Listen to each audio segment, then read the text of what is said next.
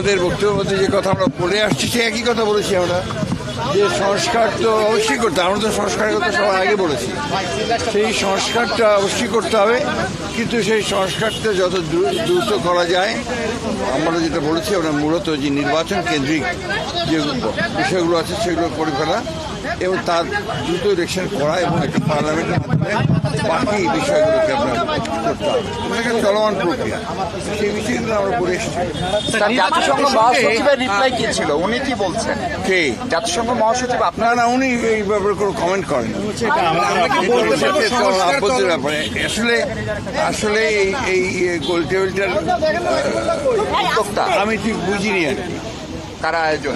মানে কি হবে আপনাদের সঙ্গে সংস্কার কমিটির লোকজনও ছিল, একই সাথে বৈঠকটা সেখানে সংস্কার কমিশন যারা প্রধান তারা ছিলেন। সেখানে যে সংস্কারের কথাগুলো এলো, আপনারা কি কোনো টাইম ফ্রেমের কথা বললেন যে এত দূর? আমরা ওখানে টাইম ফ্রেম কথা বলার কোনো প্রয়োজন নাই, কারণ এটা তো সম্পূর্ণ আমাদের আভ্যন্তরীণ ব্যাপার। আমরা আমরা সংস্কার কমিশনের সঙ্গে আমরা কথা বলছি, তাদের সঙ্গে আমাদের যোগাযোগ আছে এবং তারা যা চাচ্ছে আমরা সব তাদেরকে দিয়েছি। ইতিমধ্যে আমাদের সঙ্গে একটা বৈঠক হচ্ছে, তো সেই বিষয়গুলো তো আপনার প্রশ্ন উঠতে হয় না।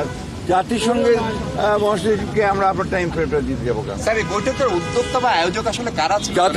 জাতিসংঘ এখানকার ঢাকা। আচ্ছা, আমরা একটু কথা বলি।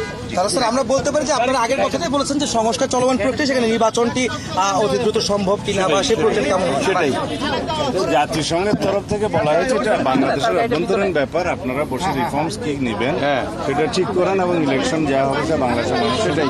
কিন্তু বাংলাদেশে একটা স্ট্রং ডেমোক্রেটিক গভর্নমেন্ট আসবে সেটা আশা করেছে এবং পৃথিবীর মধ্যে একটা নজির সৃষ্টি করবে আগামী ইলেকশন, এটা উনি আশা ব্যক্ত করেছেন। Thank you. নির্বাচন